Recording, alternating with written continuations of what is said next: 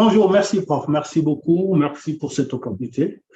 Je remercie tous les présentateurs. J'avais juste deux questions pour prof Ngala et peut-être pour prof Djegan. C'est par rapport aux publications pour l'AFPT. Donc, je suis enseignant à l'Université Gaston Berger de Saint-Louis, à l'UFR des sciences appliquées et technologies. Donc, pour les publications, prof Ngala nous demande pour l'AFPT, c'est 8 papiers. Ma question est de savoir combien devraient provenir des thèses encadrées ou si c'est des articles qu'on peut publier sans les thésards. Mais bon, ça, c'est pas bien. Mais je demande combien devraient provenir des thèses encadrées et combien par thèse, si c'est spécifié comme ça. La deuxième chose, c'est il a parlé aussi de sa première présentation du niveau de qualification académique. Ça aussi, je pense que je n'avais pas trop compris, peut-être que j'ai loupé une chose. C'était par rapport à qu'est-ce qu'il entend par niveau de qualification académique, d'autant plus que la personne qui vient présenter un dossier, il sait à peu près où est-ce qu'il va candidater, soit de la PT, MC ou MA. Le niveau de qualification, comment il... Et la dernière question, c'est le certificat de non-plagiat.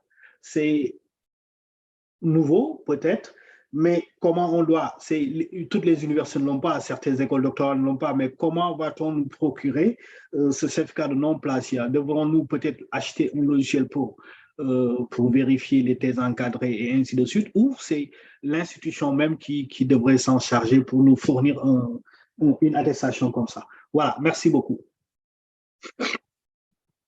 Merci, Babacar. Bamol. Merci, professeur Abdoussen. Je remercie tous les participants, en particulier nos doyens qui ont l'habitude de nous accompagner ici à l'Université Assane Seck de Ziguinchor.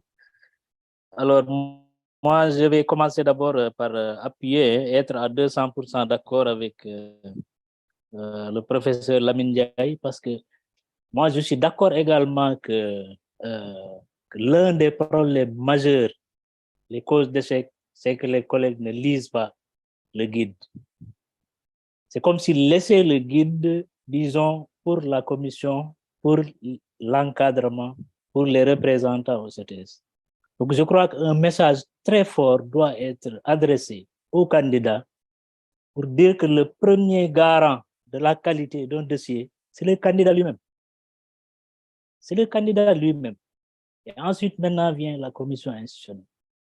J'ai l'impression que ce message-là, parce que comme il a dit, hein, moi je suis dans la commission ici, j'accueille les représentants ici, mais on vient vous poser des questions qui le renvoient à page telle, ligne telle, ils ont la réponse. Donc je crois que ce message-là, il est extrêmement important et il doit être mis à la disposition de tous les collègues. Alors moi j'avais quelques petites préoccupations. Je suis également d'accord parce que si le guide est lu, on aurait pu gagner du temps dans des réunions comme ça, on aurait pu vraiment insister sur les motifs de non-inscription ou de non, disons, examen, ou alors certaines clés que seuls peut-être les représentants des CTS ont, par expérience, échangé sur cela. Parce que quand on dit 8 publications par-ci, tout ça c'est dans le guide. Normalement, un candidat qui le lit, il vient dans une réunion, il peut peut-être avancer sur des aspects sur lesquels peut-être le guide est mieux. Je sais qu'il y a un message très fort à adresser aux candidats, parce que l'appropriation, on constate tous que les gens ne lisent pas assez le guide. Et les résultats, quelquefois le montrent. Alors, j'avais quelques petites préoccupations. Le premier, c'est que je crois avoir vu quelque part que pour les encadrements, c'est les encadrements dans un établissement reconnu par le CAMES. Il me semble que c'est ça qui est écrit. Donc, moi, j'avais noté une question, et si l'établissement privé est reconnu par l'ANAQ-Sup, donc qui garantit un peu les diplômes, disons, il a une habilitation institutionnelle, les programmes sont accrédités, etc.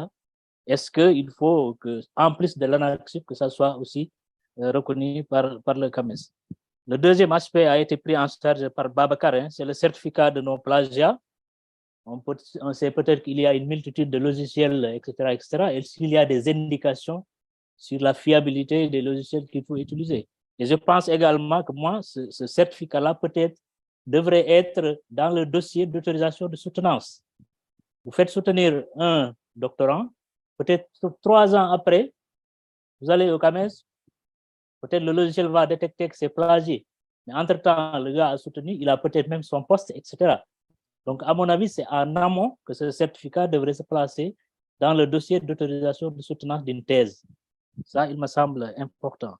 L'autre chose, c'est pour les justifications de communication, avec les preuves, attestations de communication et résumés tirés des actes, si je ne me trompe pas, en écoutant Ngala. Moi, c'est juste pour le dire, par exemple, on peut être confronté à une situation où on a communiqué, on a l'attestation, et peut-être au moment de vouloir aller au CAMES, les actes des colloques ne sont pas publiés. Est-ce qu'il faut que forcément que les actes soient publiés pour tirer le résumé des actes et le mettre avec l'attestation de communication, ou bien il y a une... Voilà, c'est quelques préoccupations. Ce que je voulais suggérer également, parce que j'ai vu ici des questions concernant l'agrégation, c'est que des sessions comme ça, à mon avis, soient organisées également en année d'agrégation.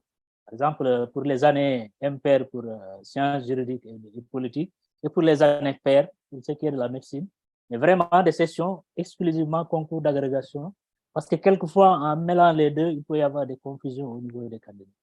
Je remercie encore vraiment l'initiative de l'Université numérique Cheikh Hamidou Kane et la participation de tous les collègues. Merci beaucoup. Merci beaucoup, Bamol, pour les questions pertinentes et les suggestions. Sow, tu as la parole.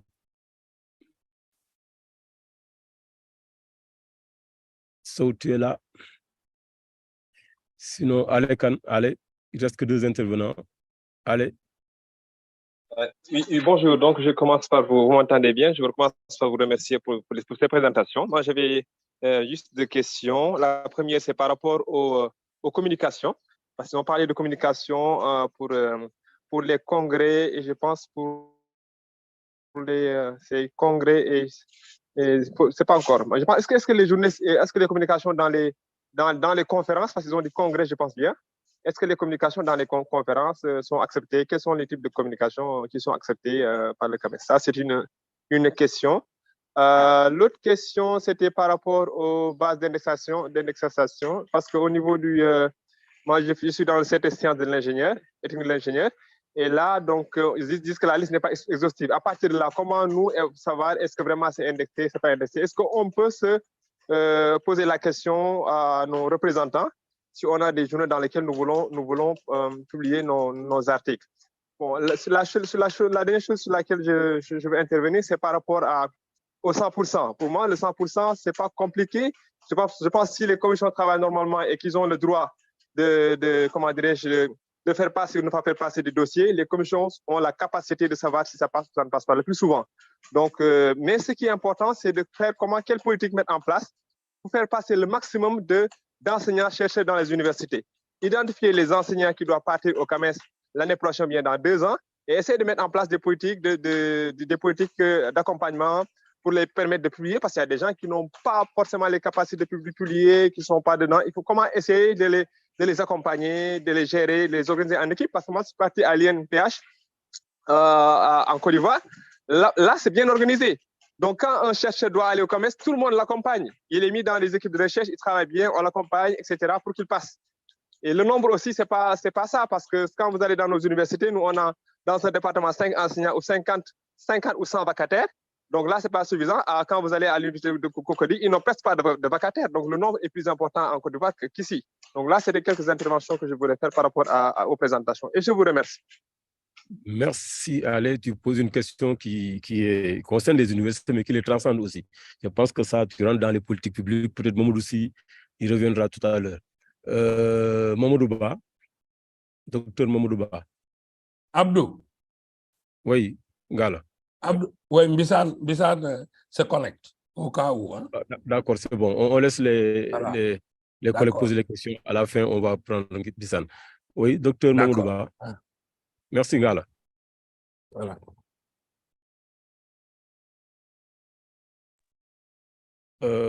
Docteur Mamadou Ba, ton micro n'est pas ouvert, au cas où tu nous entends. Moussa Souley. Bonsoir. Allô? Bonsoir. Bonsoir. Bonsoir. Est-ce que vous me recevez? Bonsoir. Moi, je suis depuis l'université de Koutankou. Mais si tu peux couper est-ce que vous me recevez? Si tu peux couper la vidéo, tu auras un meilleur son. On te voit, on t'a déjà vu. Ok, Est-ce que c'est bon maintenant? Oui, est-ce que c'est bon? Ok. Moi, j'ai une question par rapport au certificat de non-plagiat. Comment l'avoir, ce certificat-là? Parce que je sais qu'il y a des universités qui font, pour soutenir la thèse, il faut avoir un seuil de similarité. Maintenant, la deuxième question, c'est par rapport à l'expérience. Nous, généralement, ici au Niger, il y a eu récemment un recrutement massif. Mais généralement, quand on regarde notre situation, par exemple, moi, j'ai pris service le 27 juin 2022. Et actuellement, je n'ai pas le 24 mois. Maintenant, je ne sais pas, est-ce qu'il y a d'autres dérogations qui peuvent être faites pour ce genre de situation? Par exemple, l'année 2024, en juin, j'aurai 24 mois.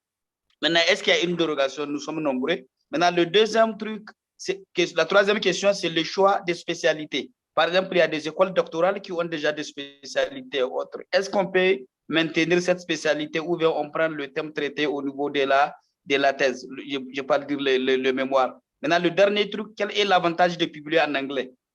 Sur ce, je vous remercie. Merci. Cher Panis, j'espère que vous prenez note. Les questions sont nombreuses et précises. Hein? Docteur Mamadou. Oui, allô? Oui, vous m'entendez? Oui. Oui, bonjour, prof, et merci beaucoup. Je suis heureux de retrouver tous mes grands là, même s'ils m'ont abandonné. Mais ça, c'est Mamadou Ban que vous connaissez. Oui, Mamadou Baner, ça fait très longtemps. Oui, ça fait très longtemps. En tout cas, merci beaucoup pour cette initiative, c'est très important. Surtout que les gens se plaignent souvent d'un manque de compréhension du guide. Et comme vous l'avez dit, c'est les gens qui ne lisent pas le guide, parce que tout est dedans. Bon, parfois aussi, il y a certaines réalités qui bloquent des choses qu'on ne peut pas tout le temps expliquer. Allô, vous m'entendez? Oui, on vous entend. Oui, je me rappelle, il y a un collègue qui avait toujours des problèmes parce qu'il se cachait. Et l'année où il a décidé de ne plus se cacher, cette année-là qu'il est passé. Donc, c'est pour dire que c'est important. Maintenant, moi, j'ai juste deux petites questions. La première, ça concerne le déphasage qu'il y a entre les grades du CAMES et les grades locaux. Est-ce qu'il est prévu quelque chose au niveau du CAMES pour remédier à ce problème-là? Allô? Oui. Allô? On t'entend. Hein? Oui. Donc, comme je dis, la première question, c'est par rapport au déphasage qu'il y a entre les grades CAMES et les grades locaux, surtout à l'IGB. Maintenant, la deuxième question, c'est un peu plus personnel, c'est-à-dire si pour une quelconque raison, je décide de ne pas aller au CAMES. Maintenant, au bout d'un certain temps, je décide de revenir. Ce temps d'arrêt-là, est-ce que ça peut avoir un effet négatif sur l'évaluation de mon dossier? Voilà, encore une fois, je vous remercie et bon courage et merci à tous. Merci beaucoup. Merci beaucoup, Mamadou. Sokhna Fatou. Sokhna Fatou, tu as la parole. Oui, c'est bon, vous m'entendez? Oui. Parfait. Merci beaucoup, professeur Abdoussan. Merci. C'est la troisième fois que je participe à ces initiatives-là. Je ne sais pas si c'est ce qui me retient peut-être d'y aller, parce qu'à chaque fois, il y a notre ancien Langala qui en remet et le professeur Malingaï. Et finalement, on se dit, on ne sera jamais prêt. Mais aussi, ça permet de prendre des précautions par rapport à l'inscription. Maintenant, j'avais deux questions. Tout à l'heure, je l'ai posé sur le chat et je pense que le professeur Ndiaye, même s'il est plus connecté, d'après ce que j'ai compris, finalement, le 10, ce n'est pas le minimum, c'est le 13, le minimum pour CTS et LSH. Pendant que les autres CTS vont regarder pour la côte A quels sont les articles indexés, le CTS et LSH en rajoutent 3. Voilà. Et je voulais savoir aussi si les rapports que nous faisons dans le cadre de programmes de recherche peuvent être comptabilisés comme des articles ou bien comment on peut les valoriser, de même que les polycytriques. Donc, c'était ça ma question. Et je vous remercie encore pour l'initiative, l'université Cheikh Hamidou Kane. C'est ça. Merci beaucoup. Merci, Sokhna Fatou. Je pense que tu les taquines un peu, tu les provoques en disant que c'est eux qui rajoutent. En fait, c'est l'institution quand même qui rajoute. Oui. Je connais pas ceux qui sont en train de corser chaque année, et malgré ce que dit Lamine. Ok, je pense qu'on a fait le tour. Est-ce que Sow est revenu? Parce que on a donné la parole tout à l'heure, mais il n'avait pas prise. Allô? Oui, Allô? Sow. Oui. Non, c'est pas ça. Merci, prof. C'est pour cela que je n'avais pas parlé. C'est Koulibaly. Peut-être, donc, je ne sais pas pourquoi on a paramétré Sow. Oui, c'est le docteur Koulibaly de l'UAM. Merci. Merci, prof. Bon, je m'associe d'abord au remerciement. C'est la deuxième fois que, grâce à vous, professeur Sen, que l'on soit invité à une telle initiative. Je me rappelle lorsqu'on une telle rencontre à l'UVS avec le professeur Ngala. Moi, j'avais deux questions ou trois. Donc, une pour Ngala et deux pour mon prof Omodoussi. Donc, je commence par Ngala. Bon, pour nous, par exemple, à l'UAM, on n'a pas encore une formation en master. Donc, on est obligé donc d'aller par exemple à EMS. Donc, je voulais savoir pourquoi je pose cette question. Donc, j'ai vu donc sur le guide que vous demandez pour l'encadrement de master des fiches d'inscription. Et donc, j'ai mené donc des enquêtes donc à EMS. Il paraît que donc EMS d'abord recrute donc des étudiants de niveau M1 ou M2. Donc, comment on va faire, par exemple? Et EMS ne donne pas de fiche d'inscription, par exemple. Donc, comment on va faire? C'est ma question. Donc, l'autre question, c'est par rapport à mon professeur qui m'a baptisé Koulibaly février, je sais qu'il va se rappeler, Mamoudouci. Prof, donc, vu la réalité des choses, est-ce qu'il n'est pas temps aussi au niveau du ministère, je sais que les syndicats ne vont pas lâcher, de dire par exemple que ceux qui vont partir au CAMES doivent payer eux-mêmes donc le reliquat, comme ça se fait dans d'autres pays, et après le passage, s'ils sont inscrits, peuvent être après remboursés par l'État. Donc, c'était la deuxième question. Merci. Merci. Donc, on a épuisé la liste des intervenants. Je vais proposer aux collègues dans le même ordre, aux collègues panélistes, de répondre à ces questions-là.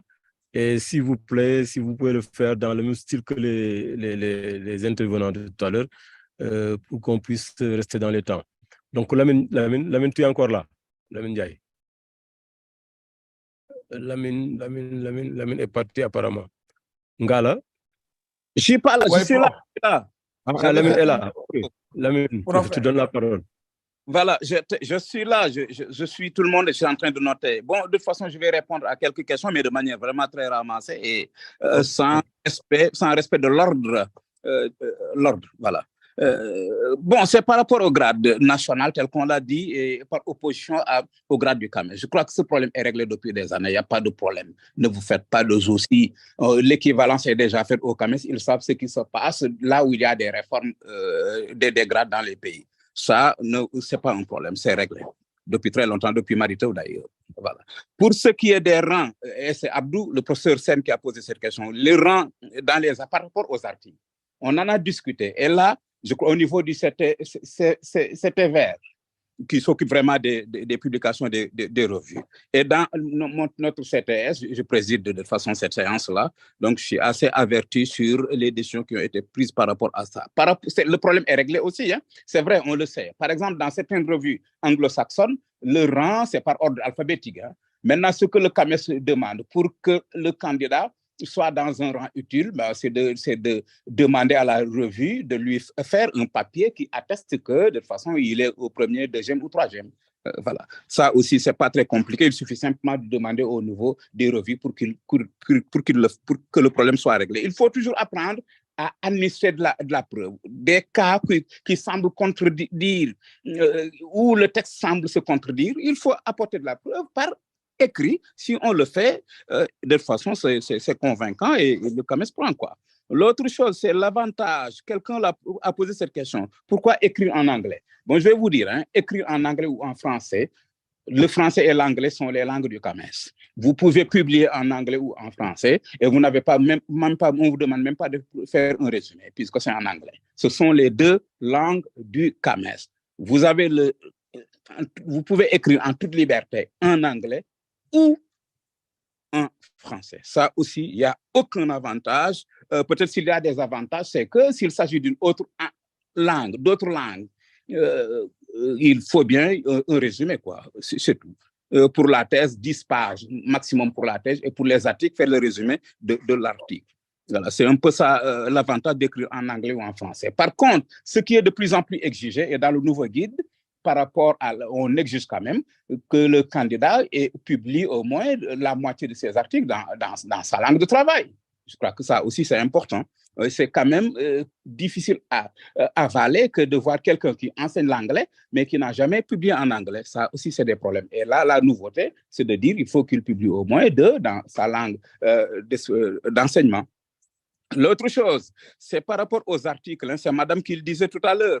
Bon, c'est vrai que quand il disait que le maximum, donc on peut dire que le minimum, c'est 13 articles. Bon, ça, c'est pour les MC. Hein. Il faut 10 articles, mais pour avoir la cote, il faut 3 articles de plus. De plus, on l'exige. Mais cela ne suffit pas. Hein. En plus des 3 articles, il faut que le dossier soit bien monté. Il faut qu'on ait des attestations de publication, attestations de publication ou de communication, où vous attestez qu'effectivement l'autorité là où vous avez pu communiquer atteste que vous avez effectivement publié, communiqué dans cette rencontre en mettant aussi le titre de votre publication. Ça aussi, il faut bien, puisque souvent dans les attestations, les collègues disent, bon, il a effectivement communiqué dans le collègue, non, ça ne suffit pas. Il faut préciser le titre de la communication à l'intérieur de l'attestation pour que l'attestation puisse faire foi et puisse être recevable. Voilà. L'autre chose, donc, effectivement, c'est 13 minimum.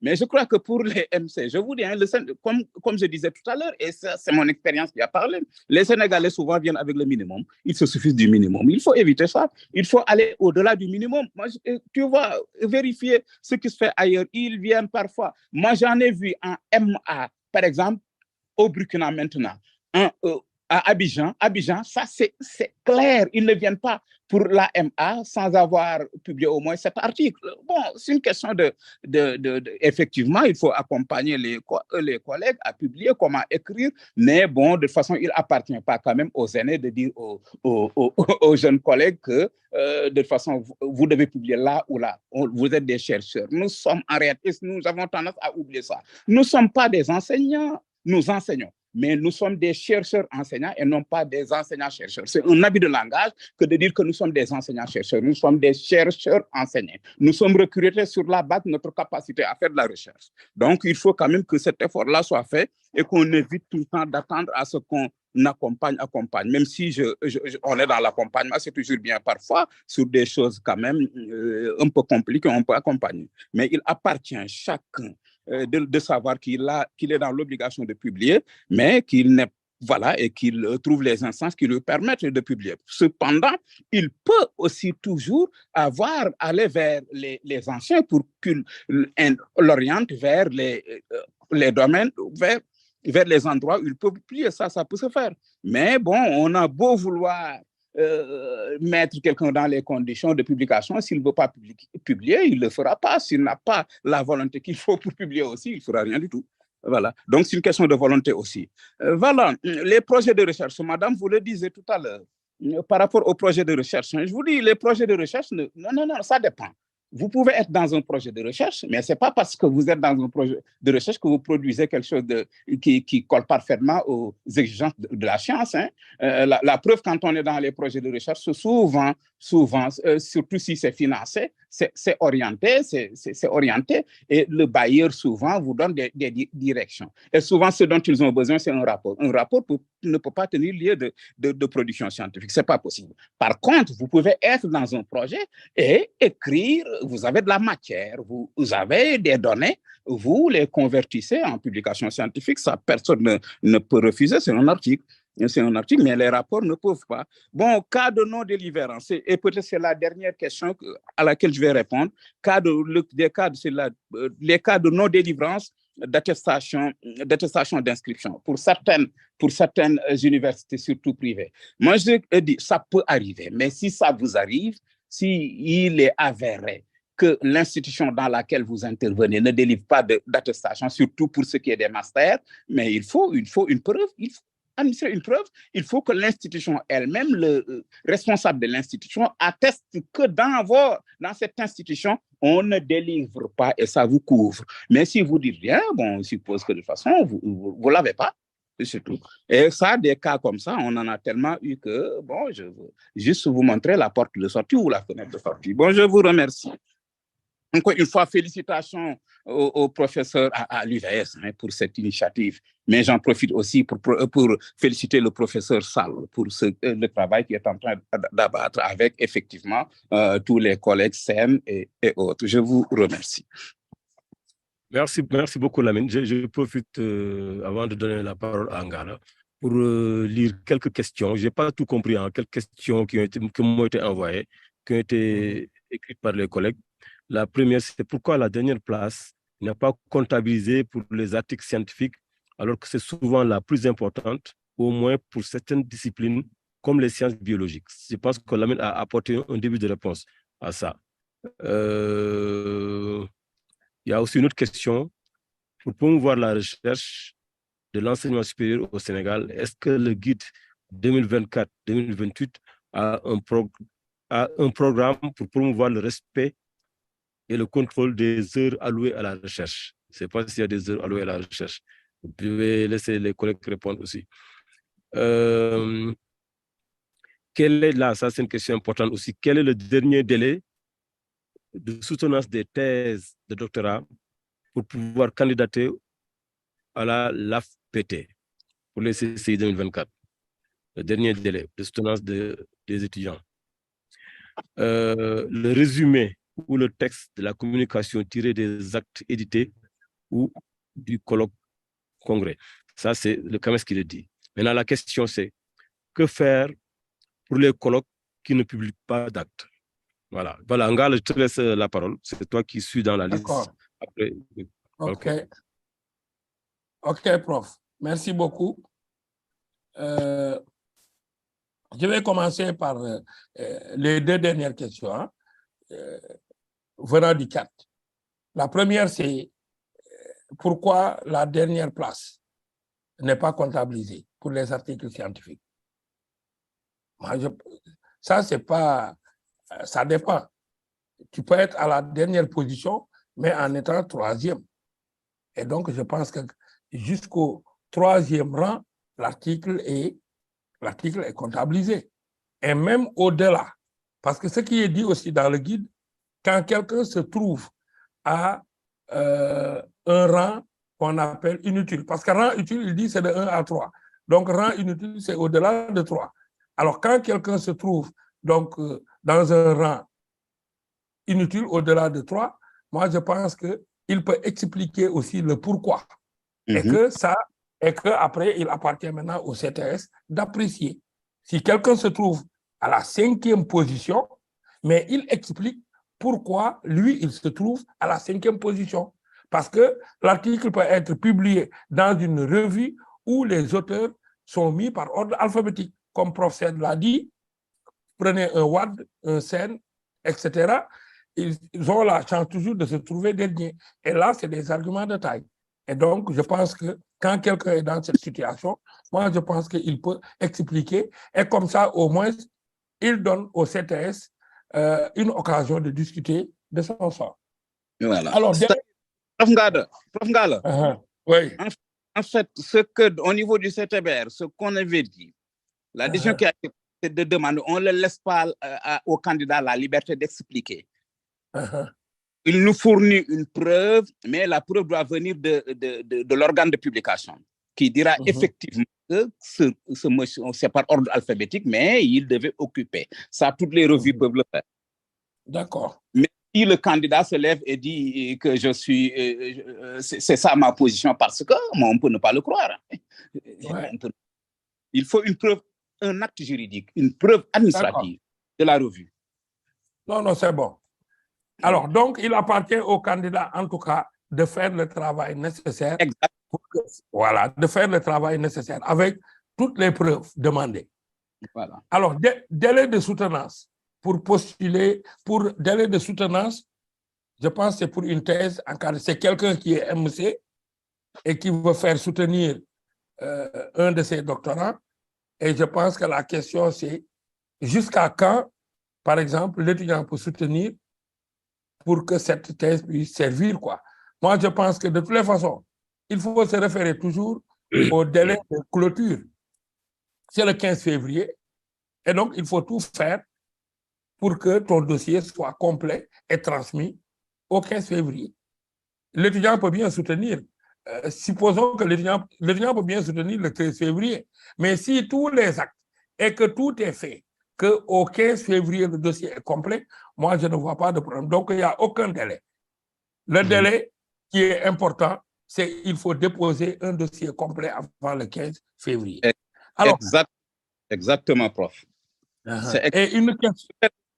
La précision qu'il faudrait apporter et qui est une condition pour la validité d'une thèse, il faut que ça dure 3 ans. 3 ans, c'est exactement. Alors, une question d'ordre politique, ça c'est Abdou-Sen qui l'a posé. Quelle politique pour attirer la diaspora? Certainement, prof, je pense que c'est peut-être pour vous pensez à ceux qui ont déjà fait une carrière à l'extérieur et qui veulent revenir, mais il y a ce problème de grade qui se pose, etc. Si la question est dans ce sens, moi je pense qu'il y a aussi, en plus de l'inscription au niveau du CAMES, mais il y a l'homologation. Quelqu'un qui évolue dans un système où il y a un moyen aussi de définir la carrière des enseignants, moi je pense qu'un collègue dans cette situation aussi peut demander l'homologation. Et qu'il y a les conditions, il y a les critères, tout est défini pour l'homologation. Chaque année, il n'y a pas que cette année, on a étudié 2 dossiers d'homologation. C'est pour des personnes qui évoluaient dans un autre système. Et ils ont demandé l'homologation pour prof titulaire. Ce qu'on fait, on prend le dossier, on enlève tout ce qui est demandé pour mettre de conf, on enlève. On l'inscrit MA. Après, on regarde ce qui reste. Est-ce que ça lui permet d'être inscrit MC? Si c'est oui, on l'inscrit. Et on regarde ce qui reste. Est-ce que ça lui permet, etc. Donc, l'homologation est bien possible. Je pense que s'il y a des collègues qui sont intéressés, ils n'ont qu'à aller regarder le guide. Mais dans tous les cas, le CAMES donne la possibilité à quelqu'un qui évoluait dans un autre système de venir maintenant évoluer dans son système. Alors, l'évaluation des enseignements. Abdou, vous avez parfaitement raison. Je donne juste l'exemple de l'Université Gaston Berger de Saint-Louis. Dans une assemblée d'université, ça a été validé et tout. Bien qu'il y avait une loi qui parlait de ça, mais pour l'applicabilité au niveau de l'UGB, une assemblée de l'université avait statué et que l'assemblée avait tranché dans ce sens-là. Mais le problème qui se posait, c'est comment rendre ça effectif. Et ça traînait au niveau des UFR, avec le SAES qui s'y mêlait, avec, vous voyez bien. Donc, il y avait tout ce monde-là qui faisait de sorte que ça n'a jamais été appliqué. Mais maintenant, comme c'est une exigence pour passer les grades du CAMES, donc tous les collègues qui vont postuler en tout cas au CAMES et qui doivent le faire, donc ces personnes-là, c'est sûr qu'ils seront appliqués. Mais le problème est que ça sera applicable seulement pour les candidats. Parce qu'un candidat, il a besoin de ça. C'est pourquoi donc il n'y a pas de problème. On va faire l'évaluation de ces enseignements. Mais quelqu'un maintenant qui ne va pas au CAMES, quelqu'un par exemple qui ne va plus au CAMES. Et donc ça veut dire que donc, la mesure, en tout cas sur l'évaluation des enseignements, sera applicable, mais partiellement. Et il nous appartient tout simplement, nous, acteurs de l'enseignement supérieur, de faire de sorte que cette mesure-là soit applicable. Parce que je pense que ça sera bénéfique pour tout le monde. C'est bénéfique même c'est plus bénéfique même pour l'enseignant. Moi, je fais un enseignement, on l'évalue, j'ai besoin de connaître les résultats. Les résultats me réconfortent dans la position où je suis, ou bien les résultats me disent tout simplement d'améliorer, etc. Dans tous les cas, ça sera bénéfique pour tout le monde. Alors, Babacar Ly, publication. Ça dit que sur les 8 publications demandées pour passer prof, vous demandez combien doivent venir des étudiants encadrés. Alors, la réponse est simple. Parce que pour qu'une thèse soit validée, parce que pour passer prof, si vous êtes dans une université possédant une école doctorale, il faut encadrer 2 thèses. Mais il faut que, pour qu'une thèse soit validée, il faut, pour qu'on te l'accorde, cette thèse-là, il faut qu'il y ait un article tiré de cette thèse. Et qu'il faut que cet article soit publié dans une revue indexée. Avant, tout ce qu'on demandait, il faut un article tiré de la thèse. Mais maintenant, il faut un article tiré de la thèse, mais il faut que l'article soit indexé. Maintenant, la question c'est, sur les 8 articles demandés, est-ce que forcément l'article tiré de la thèse sera dedans? Là, il y a un point d'interrogation. Je donne un exemple.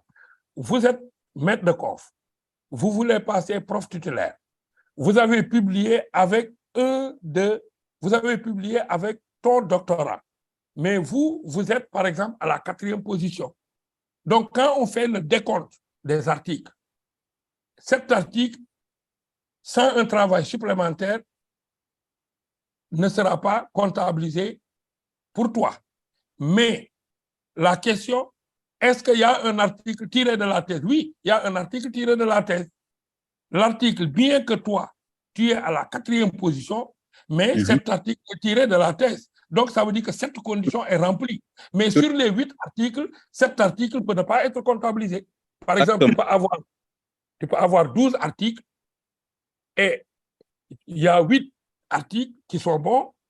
Il y a un article tiré de la thèse où tu es 4e position. Donc, cet article ne fait pas partie des articles qu'on t'a comptabilisés.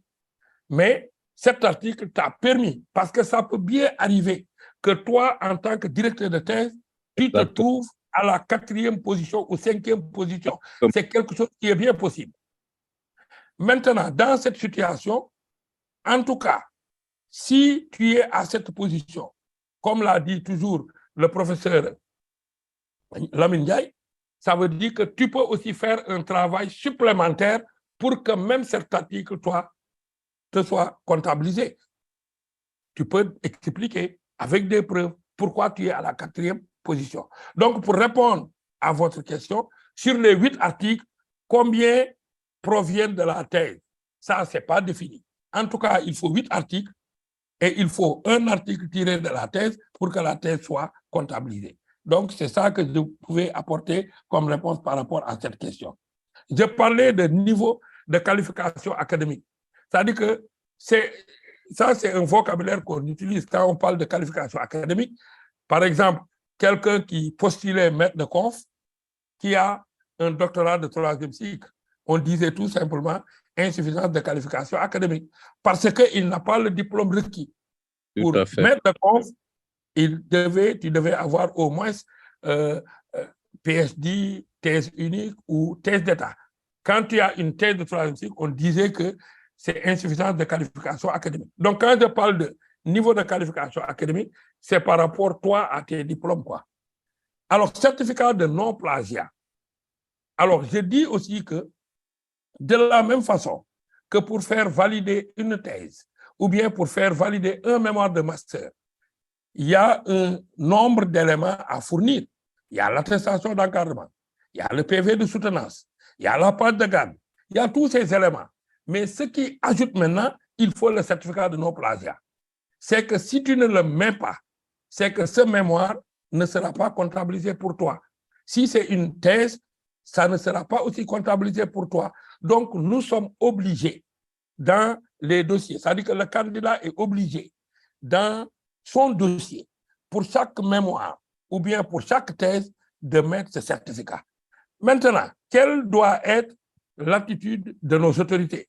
Moi, je l'ai dit quand on avait fait l'atelier de Thiès, moi, j'ai dit tout simplement qu'il n'appartient pas à l'enseignant d'aller chercher ça. C'est-à-dire que nous appartenons à des universités bien organisées. Moi, je pense qu'il appartient aux autorités de trouver ce logiciel, de faire de sorte que chaque candidat, ou bien chaque enseignant, ou bien chaque mémoire, ou chaque thèse qui doit être soutenue dans son université, alors doit passer par cet exercice. Et donc, je pense qu'à l'heure actuelle, en tout cas, du côté de l'Université Gaston Berger de Saint-Louis, nous, on a déjà fait la demande. On l'a fait depuis le mois de juin. On n'a pas encore eu de retour, mais on va continuer de se battre pour qu'au moins l'université ait ça. Parce que si on ne l'a pas, nous allons pénaliser des candidats. Et je pense que les autorités sont averties et c'est de leur responsabilité de doter l'université de ça. De la même façon qu'on dote l'université de l'Internet, de carburant, d'électricité, etc. Maintenant, il faut un rythme pour ça. Moi, je pense que c'est à eux de faire le travail. Exactement. Alors maintenant, pour les encadrements de thé dans les établissements privés, en tout cas au Sénégal, je pense que, à ma connaissance, je ne connais pas encore un établissement privé qui dispose d'une école doctorale. Peut-être Mamadou Sy pourra nous, parce que je sais qu'au niveau du ministère, je pense qu'ils avaient pris une note pour interdire, en tout cas, aux universités privées, en tout cas, de mener des formations de niveau doctorat. Je ne sais pas. Mais s'il n'y en a pas, donc ça veut dire que pour le moment, ça ne nous concerne pas. Maintenant, ce qui peut arriver, si un établissement privé a une convention avec un établissement d'enseignement supérieur, alors des candidats qui nous viennent d'établissements privés peuvent bien postuler au CAMES. Ou bien, c'est ça, ça dit que donc ça ne peut se faire qu'à travers une convention. Mais à ma connaissance, je ne connais pas encore d'établissement privé disposant d'une école doctorale autonome. Ça peut-être même Prof Lamine Ndiaye, qui a longtemps aussi coordonné le collège des écoles doctorales, il peut apporter aussi des réponses à cette question-là. Alors, quel est l'avantage de publier en anglais? Bon, l'avantage de publier en anglais d'abord, indépendamment du CAMES, c'est que sur le plan vulgarisation, peut-être beaucoup auront accès à tes travaux, mais pour le CAMES aussi, c'est que quand tu publies en dehors de l'anglais ou du français, c'est que tu es obligé aussi de faire un résumé de ton article. Si tu publies en espagnol, ou bien tu publies en arabe, ou bien tu publies en russe, et tu le laisses comme ça, l'article ne sera pas comptabilisé. Alors, il y a Dr Mamadou Ba, grade de CAMES et grade locaux. Bon, Prof Lamine a déjà répondu à cette question. Le problème ne se pose plus. Alors, vous avez demandé quelqu'un qui a arrêté pendant longtemps, etc.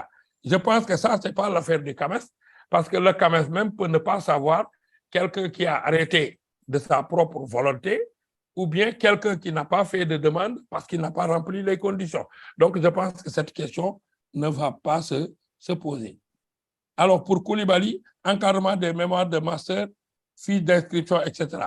Prof Lamine a déjà répondu à cette question. Si c'est des mémoires de EMS, il faut demander à EMS de te donner quelque chose qui peut remplacer le document demandé. Alors, je pense que j'ai fait le tour des questions. Juste pour terminer maintenant, c'est concernant les commissions institutionnelles. Moi, je pense que ce qui aide davantage aussi, c'est de faire de sorte que les commissions institutionnelles fonctionnent correctement. Parce que, honnêtement, après avoir fait le tour du Sénégal, nous savons que là où les commissions institutionnelles fonctionnent correctement, tu le vois sur les résultats. Il y a des commissions institutionnelles qui bloquent des dossiers parce que le candidat n'a pas rempli les conditions. Il y a des commissions institutionnelles qui laissent passer des dossiers, sachant que le candidat sera ajourné. Et donc, je pense qu'il appartient tout simplement aux commissions institutionnelles de faire le travail et de laisser passer seulement les dossiers qui ont vraiment rempli les critères du CAMES.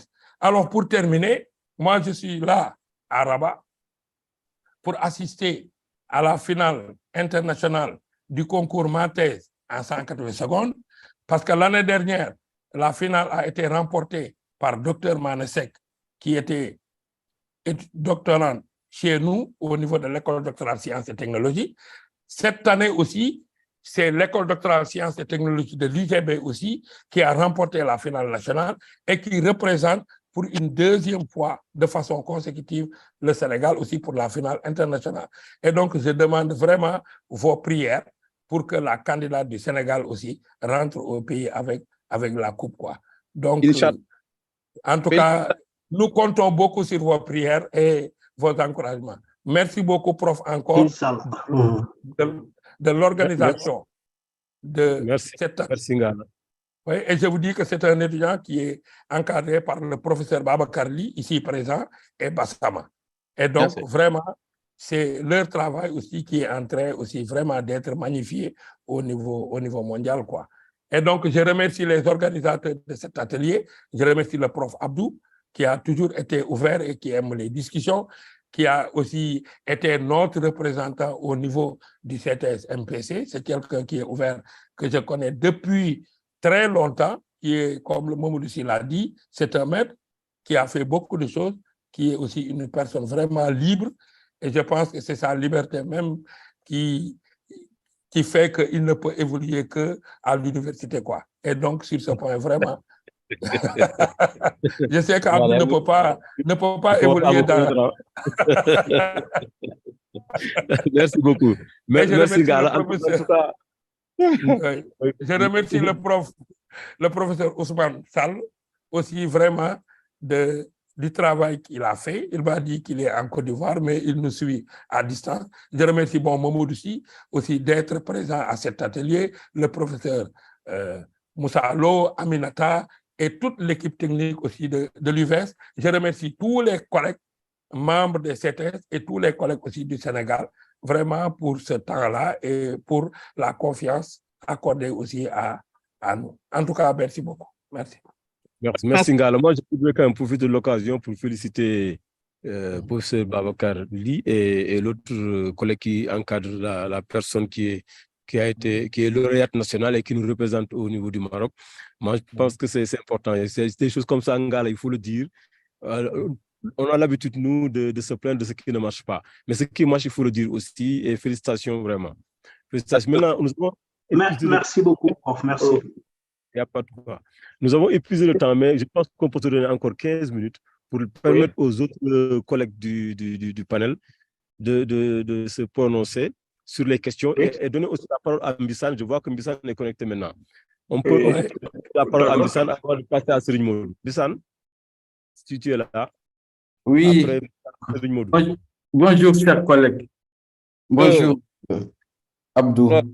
Alors, vous me permettrez tout d'abord vraiment de vous présenter mes plus plates excuses d'avoir raté la première et la deuxième partie de cette rencontre, d'être vraiment arrivé en retard.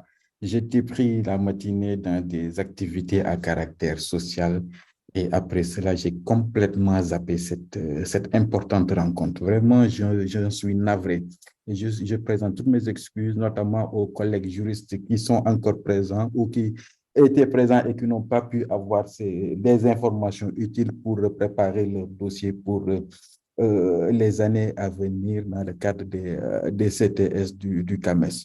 Bien évidemment, je m'associe aux félicitations et encouragements qui ont été formulés par les différents collègues pour cette initiative renouvelée d'organiser une rencontre pour permettre aux collègues enseignants-chercheurs de partager les différents éléments relatifs à la confection des dossiers pour le CAMES. Avec le professeur Samba Thiam, qui est le deuxième représentant du Sénégal au CTS de sciences juridiques et politiques, nous avons produit un rapport sur ce mandat qui a pris fin. Et l'une de nos recommandations est justement de commencer assez tôt la préparation des dossiers pour le CTS. Et cette initiative, justement, participe de cette idée de s'y prendre assez tôt pour pouvoir avoir suffisamment de temps pour constituer le dossier, apporter les collectifs nécessaires et vraiment présenter des dossiers de qualité pour qu'on puisse réussir. Je dois dire que du point de vue des sciences juridiques, on a rarement des dossiers qui sont ajournés parce que mal conçus. Et cela veut dire que les commissions institutionnelles fonctionnent bien. Et il faut encourager ces commissions et les membres de ces commissions.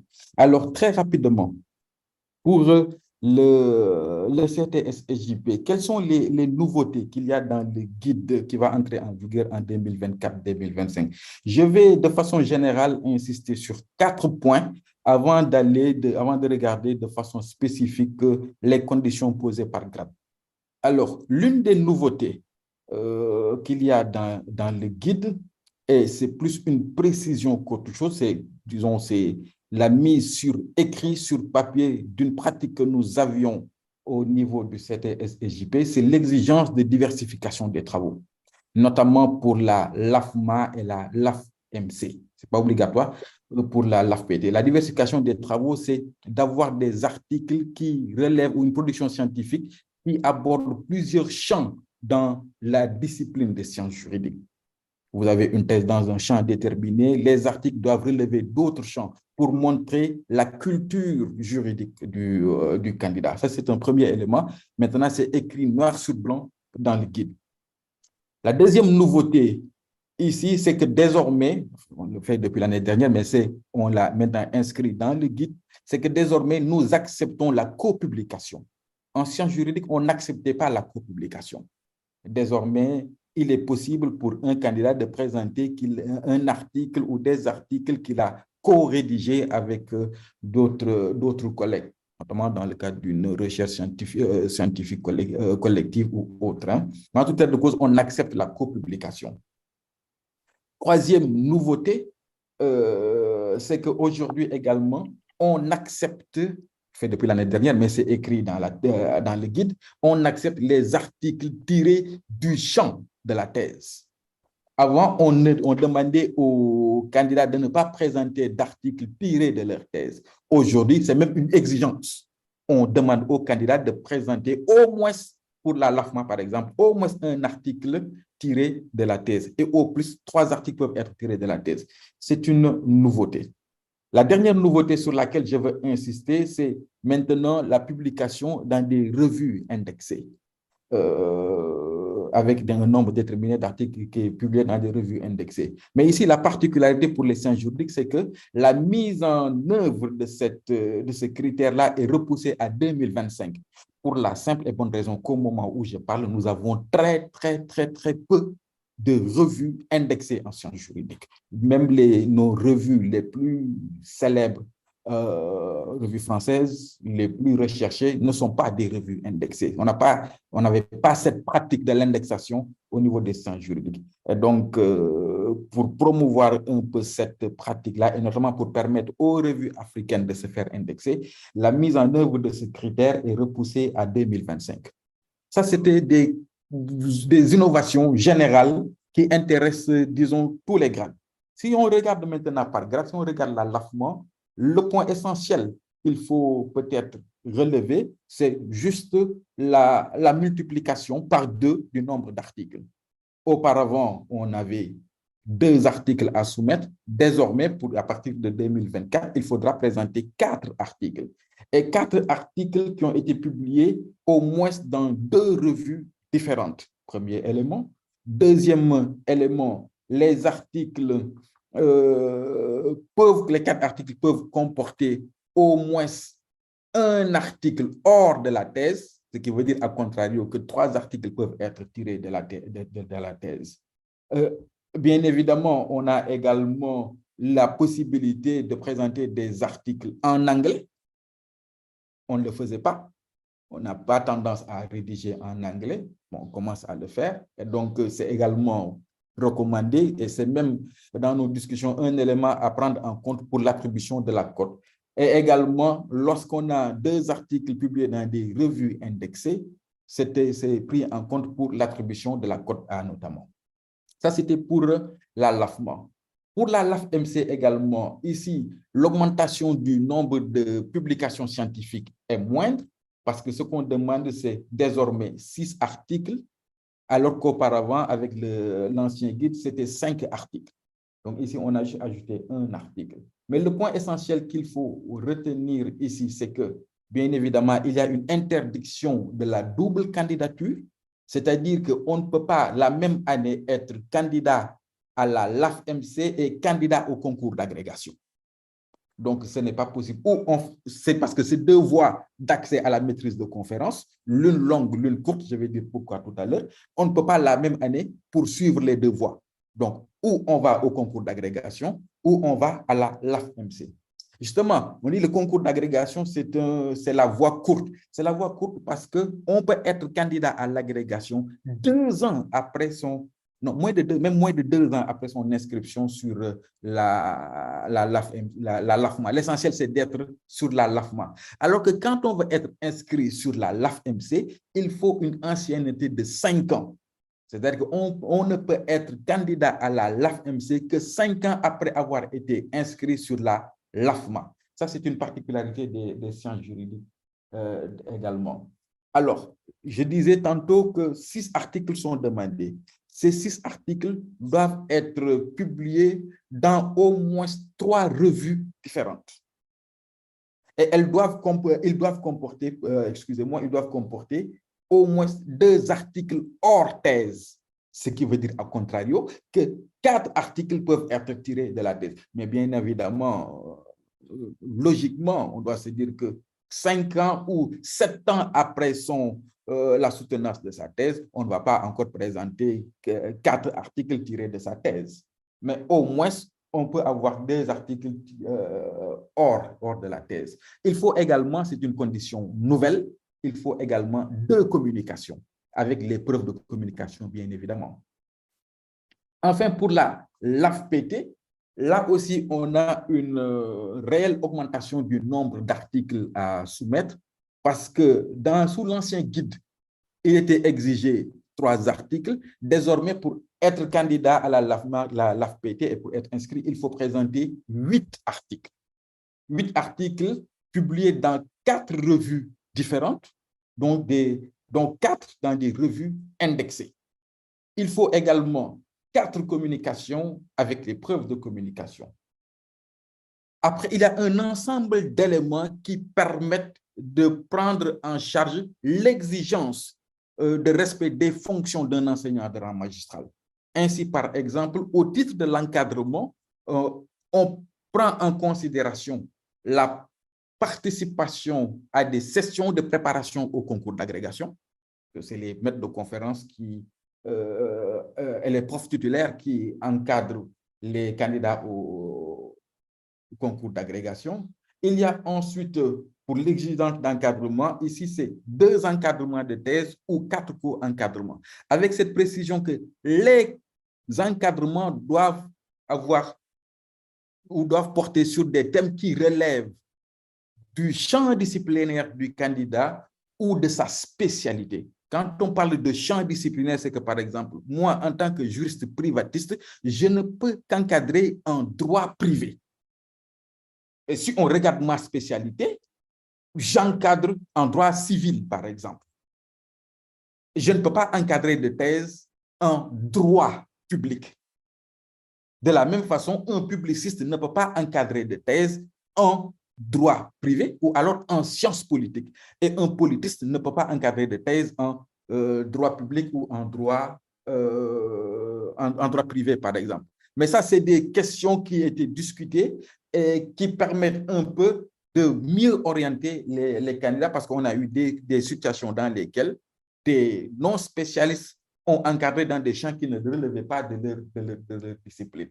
Et donc, ce sont fondamentalement les principales innovations qu'il y a dans ce guide-là pour ce qui concerne les juristes. Bien évidemment, il y a des points qui sont antérieurs à la préparation du dossier, mais qui relèvent de la candidature. C'est la consistance des productions scientifiques. Parce que le constat qui a été fait, c'est que beaucoup de dossiers, beaucoup de candidats étaient recalés pour insuffisance scientifique, de la qualité scientifique, ou alors pour des insuffisances de maîtrise de la méthodologie. Et donc, pour pallier ces difficultés-là, le CTS a travaillé sur un guide d'orientation méthodologique pour la rédaction des articles en sciences juridiques, politiques, histoire du droit et autres. Et ce guide-là sera diffusé par le CAMES pour permettre aux collègues qui relèvent de ce CTS-là de savoir quelles sont les attentes du CTS pour produire des articles de qualité. Voilà ce que je voulais dire, chers collègues. Je vous remercie en vous renouvelant mes excuses. Merci, Missan, tu es excusé, tu t'es bien rattrapé. Maintenant, moi, j'ai une question, parce que je ne sais pas si tu l'as soulevé, que ça m'a échappé. le nombre de pages chez vous. Parce que cette année, moi, en tant Oui, que... effectivement. Il y a cette difficulté. Oui. Il y a cette difficulté sur le volume des articles. Jusqu'à ce CTS-ci, où on a discuté vraiment de méthodologie pour aider les collègues à avancer et présenter des dossiers de qualité. Jusqu'à cette année, l'exigence était d'avoir des articles d'au minimum 20 pages. 20 pages minimum. On a discuté cette année pour savoir en réalité s'il ne fallait pas, ce n'est écrit nulle part, mais ceux qui évaluent les dossiers, ceux qui évaluent les articles, savent qu'il y a cette exigence d'une vingtaine de pages. Sauf qu'aujourd'hui, les volumes des revues ont évolué et ont diminué en volume. Il faut s'adapter. Et donc, il me semble, si je ne me trompe pas, dans le guide de méthodologie qui a été adopté par le CTS, c'est un minimum d'une quinzaine de pages qui est demandé. D'accord. Merci beaucoup. Parce que cette année, nous avons... Mais vraiment, parfois, on a eu des dossiers où, scientifiquement, du point de vue du contenu, la qualité était là, mais le volume n'était pas là. Et des candidats ont été pénalisés pour ça, sanctionnés pour ça, systématiquement. Mais avec cette évolution-là, peut-être qu'on arrivera à un moment où, parce qu'aujourd'hui, les revues internationales en sciences juridiques, le maximum que vous pouvez avoir pour un article, c'est une quinzaine de pages. Merci beaucoup, Mbissane, pour la précision. Je vais rapidement donner la parole à Serigne Modou. Serigne Modou, tu veux dire quelque chose? Oui, merci beaucoup. Je pense que les autres professeurs Lamine, professeur Ndala ont bien répondu à ces questions. Seulement, il y a une question où quelqu'un demandait en fait quelles sont les communications acceptées. Je pense que c'est toute forme de communication faite au niveau des conférences, colloques, des congrès, mais qui sont publiés. Donc, c'est pour cela qu'on vous demande en fait vraiment le résumé avec preuve de publication. Donc, je pense que ça aussi. Je vais revenir un peu et rapidement sur le plagiat. Je pense que c'est bien clair, en fait, dans le guide. Quand vous prenez le guide prend en charge cette question de plagiat. Il dit que, en fait, dans la page 16, si vous avez le nouveau guide, là, on dit la certification de non-plagiat établie par l'institution ou une structure agréée par le CAMES. Donc, c'est l'institution, en quelque sorte, qui doit donner, en fait, comment s'appelle encore, le certificat de non-plagiat, donc votre université. Ou bien, en dehors de ça, peut-être une structure, mais qui soit agréée par le CAMES. Je pense que ça revient encore dans la page 19 où on parle d'encadrement. Dans cet encadrement, quelque part, je pense qu'il est bien clair et on a mis, en fait, si vous avez un taux de plagiat supérieur ou égal à 20% dans une production scientifique, donc votre document ne sera pas accepté. Et si vous un peu plus loin, sur les motifs en fait de non-inscription, je pense que si les motifs de non-inscription à la page 57, l'ajournement, on dit le taux de plagiat supérieur ou égal à 20 dans des thèses ou mémoires présentées à partir de 2022, en fait, ça c'est un motif d'ajournement. Donc, je pense que aussi, comme l'a dit les autres, il faut que nos institutions, en fait, puissent vraiment faire le maximum, mettre des moyens, et voilà, pour équiper les écoles doctorales, pour que vraiment que les gens puissent, en fait, avoir un logiciel anti-plagiat pour pouvoir délivrer aussi les attestations. Donc, sinon, je termine par la barre d'indexation parce que il appartient au candidat de prouver en fait que, en tout cas pour le CTS-SNA, le candidat doit amener les preuves d'indexation en fait de son article. Et il doit le chercher, il doit amener les preuves. Donc, CAMES aussi a une base d'indexation. Maintenant, c'est pas parce que il peut arriver souvent que en fait vous publiez dans un article, dans une revue autant pour moi, et que cette revue-là n'est pas encore dans la base d'indexation du CAMES, donc il y a le CTVR.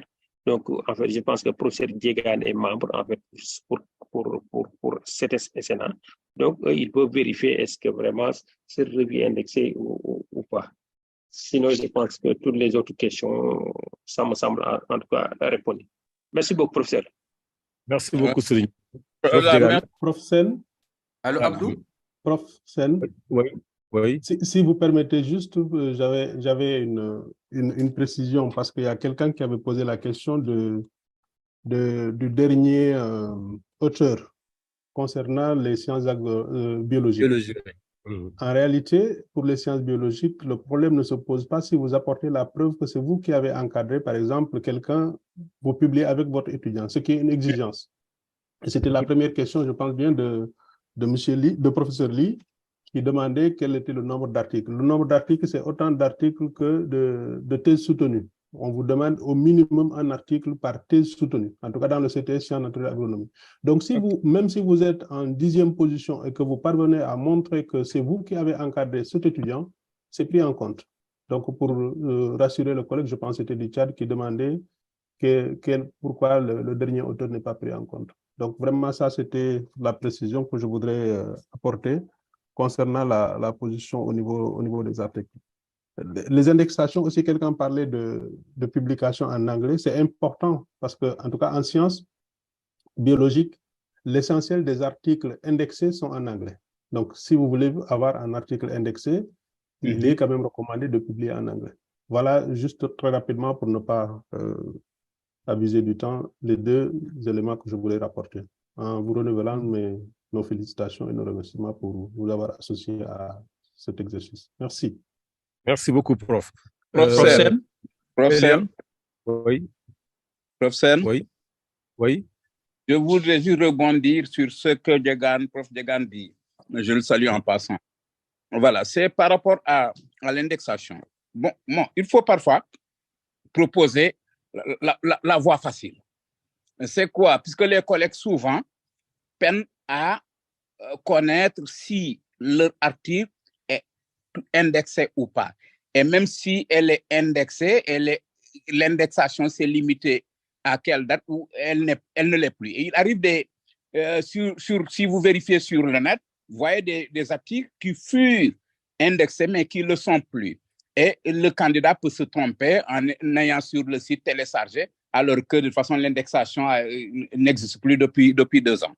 Donc, la meilleure façon de s'en sortir, c'est d'aller directement poser la question au niveau du CTVR, du CAMES, mais ils ont une base.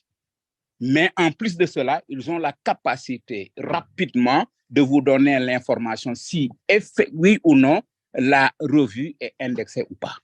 Ils ont cette capacité et ils réagissent rapidement. Ça aussi, je crois que c'est d'ailleurs la voie la plus sûre maintenant. Merci Lamine. Professeur. Et pour les commissions, on en a parlé, c'est important. Mais je crois qu'il faudrait que nous oublions la réalité selon laquelle les commissions institutionnelles ont un rôle quand même très limité. Ce que leur CAMES leur demande, c'est de vérifier la recevabilité du dossier. Et il s'en tient là, pour la recevabilité. Est-ce que le dossier est recevable ou pas? C'est pour éviter les dossiers irrecevables.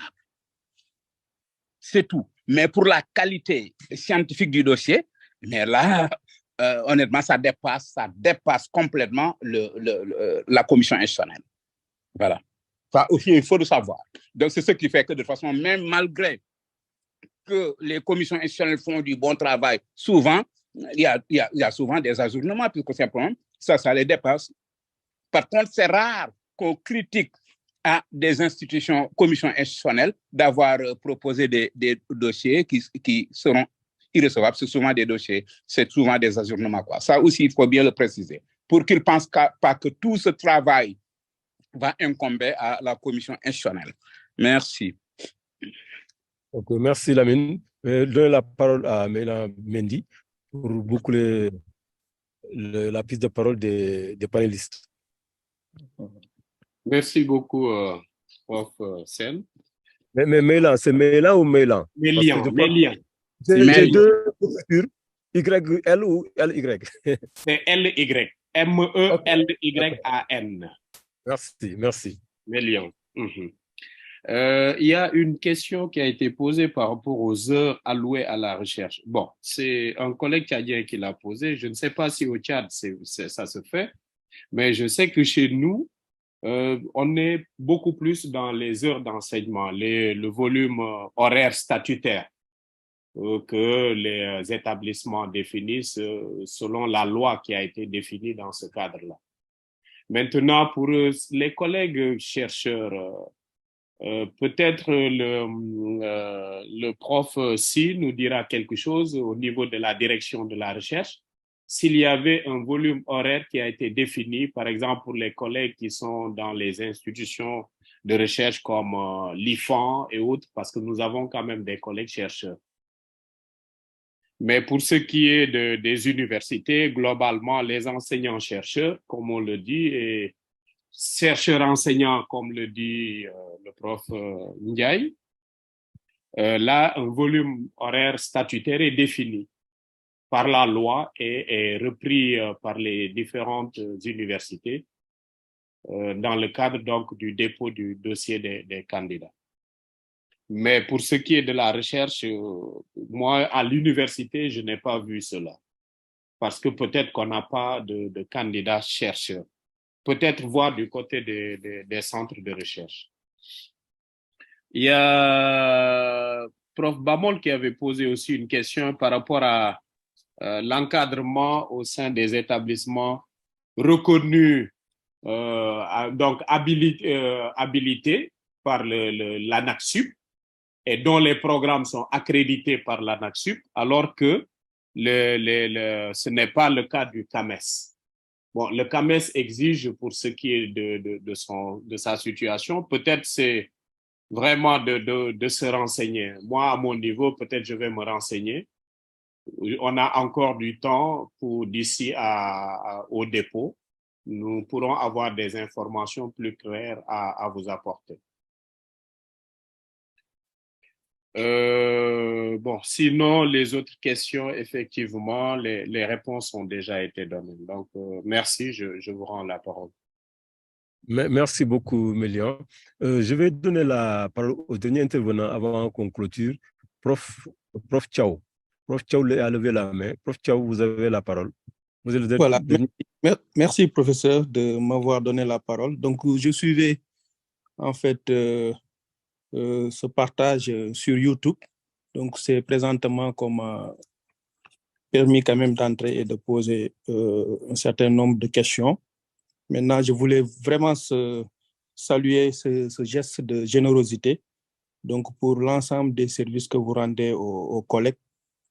Je pense que quelqu'un l'a dit, donc ce partage, vraiment, c'est une prise, l'attention qu'on voudrait quand même mettre par rapport au changement sur le guide. Comme il y a quelqu'un qui l'a dit, donc le CAMES est une question collective. Donc vous, en tant qu'expert, en tant que représentant des CTS du Sénégal, donc au niveau du CAMES, j'aimerais vraiment,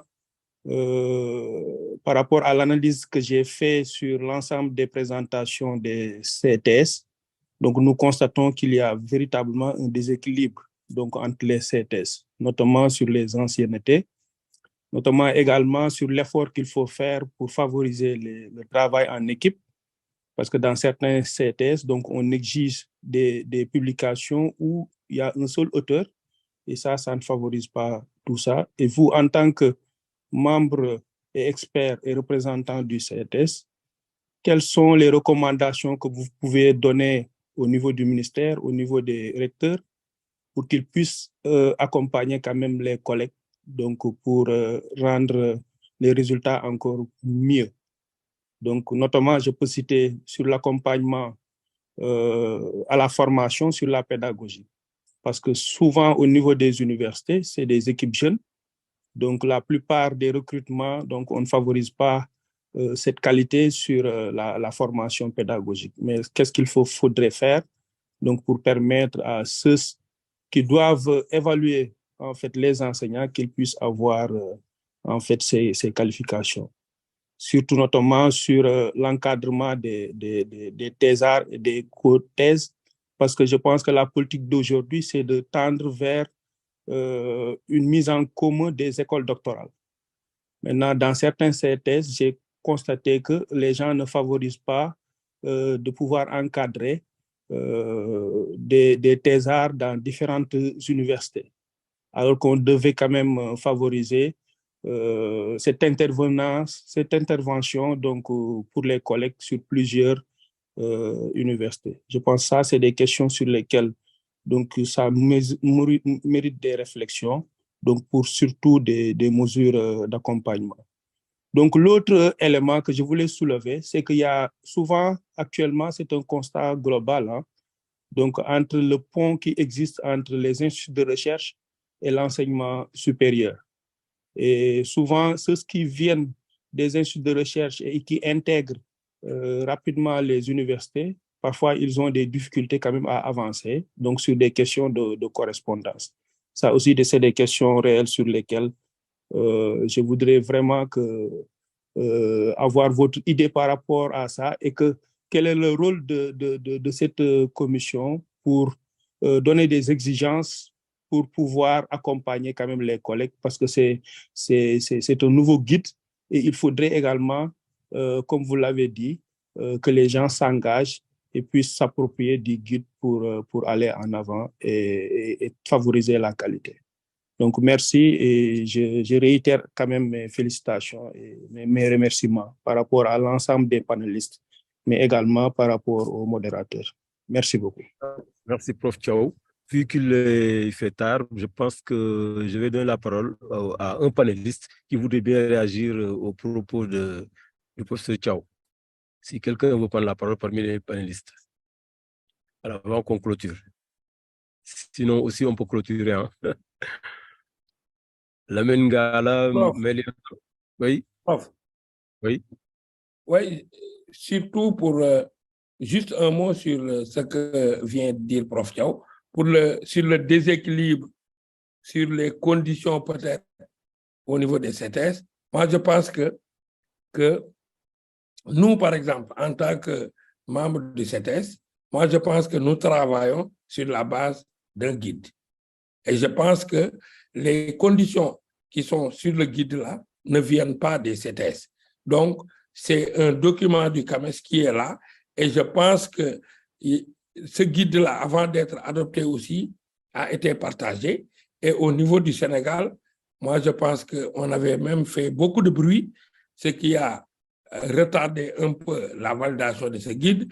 Mais je pense qu'en tant qu'acteur, moi, je l'ai toujours dit, quand même, un moment, le SAES disait que ça ne part pas, qu'on ne va pas l'adopter. Moi, j'avais toujours privilégié, c'est-à-dire que le chemin des observations. On nous propose quelque chose, nous dirons ce que nous pensons. Et maintenant, nous travaillons pour que nos idées, nos observations soient intégrées dans le guide. Mais à la Kouli Aline, que ce guide-là sera adopté. Parce que le CAMES, c'est 19 pays ou 23 pays, même si le Sénégal n'est pas d'accord. Où est le problème?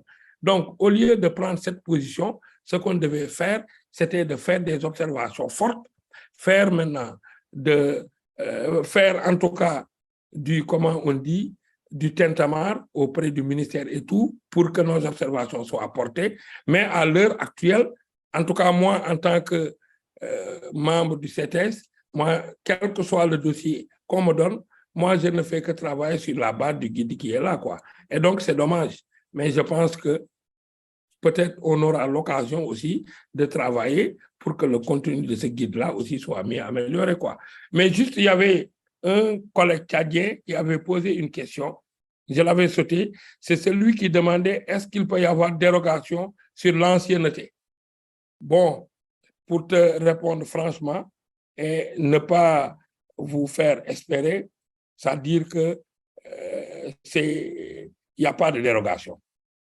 Il n'y a pas de dérogation. Parce que s'il y a dérogation, ça veut dire que la porte est ouverte. Et donc, les 3 ans révolus, les 2 ans révolus, les 5 ans révolus, maintenant, n'auront plus de chance. Donc, c'est ça que je pouvais donner comme réponse à cette question. Et c'est ça mes observations aussi sur l'intervention de professeur Thiaw. Merci beaucoup. Merci, Ngala. Je pense qu'il fait tard, on peut dire le mot de la fin. Il me semble que les patrons sont partis. Mamadou est parti, Moussa Allo est parti. Donc, finalement, je deviens patron. Donc, je vous êtes là. Vraiment, sincèrement, les collègues, pour la générosité Et je vais faire quelques recommandations avant qu'on parte. Et vraiment demander aux autres collègues des autres universités, si vous avez des idées de ce type de mutualisation, n'hésitez pas à contacter l'université numérique. Parce que du partage en ligne, quand même, nous avons acquis une certaine expérience qui nous permet rapidement d'organiser ce type de rencontre. Donc, si vous avez des idées, n'hésitez pas à nous contacter. Contactez Ousmane Sall. Et je pense qu'il n'y a pas de souci. Il faut qu'on continue dans ce sens-là. Je l'ai dit au début, nous sommes un pays pas très doté. Aujourd'hui, nous avons peu de ressources, donc il faut les mutualiser pour aller de l'avant. Donc, maintenant, moi, ce que je voudrais proposer concrètement, et ça s'adresse surtout au pied. Je voudrais qu'on crée un forum qu'on appelle Forum CAMES, comme on en voit Linux Forum machin, pour que les collègues qui sont candidats, ou même ceux qui ne sont pas encore candidats, mais qui sont potentiellement puissent échanger avec les membres de CTS, nos représentants. Ce serait un forum qui serait animé par ces représentants-là. Ok, donc je ne sais pas si vous comprenez, parce que pour ceux qui ont l'habitude de fréquenter le forum, c'est très utile. Donc, je propose qu'on ait un forum CAMES pour qu'on puisse déposer ces questions-là, là-bas, et quand les collègues qui animent le forum ont le temps, qu'ils puissent répondre aux questions. La deuxième proposition que je fais aussi, parce que là, on a fait presque 3h30 de vidéo, j'aurais proposé au pied de prendre cette vidéo-là, de faire un montage. Et faire des mini-vidéos, des sous-vidéos, je dirais, par CTS. Parce que tout n'intéresse pas tout le monde. Mais par exemple, tu prends l'intervention de Mélian, qui a duré 21 minutes, mais il a presque tout dit. Tu prends ça, tu le lis. Après, je pense que lire le guide sera plus facile pour toi. Et pour les autres aussi. Hein. Donc, je parle de montage parce que, par exemple, les interventions de Ngala, de Serigne Modou et de surtout Lamine, qui sont logés dans plusieurs rubriques de la vidéo, je pense qu'il faut faire un montage et ça peut être très, très utile pour les collègues. Dernière proposition. Je sais qu'il y a des difficultés par rapport pour la mise en place des réformes, par rapport au SAES, par rapport aux collègues. Moi, je pense que normalement, on dit que le syndicat est là pour les intérêts matériels et moraux des collègues. Les représentants du Sénégal au CTS aussi sont là pour les intérêts surtout académiques. Donc, moi, je pense que le dialogue devrait être possible entre les deux.